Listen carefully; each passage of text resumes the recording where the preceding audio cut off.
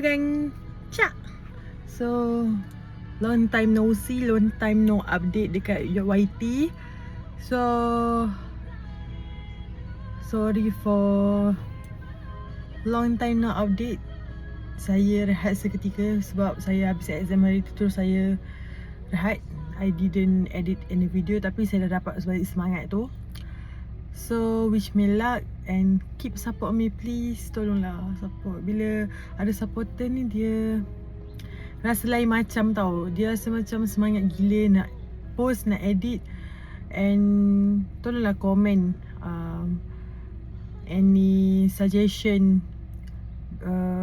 konten apa yang aku patut buat. Just comment, okay? Sebab aku memang sekarang ni di fasa-fasa aku boring. So bila aku boleh buat konten, aku ada masa yang terluang untuk aku edit, untuk aku buat konten.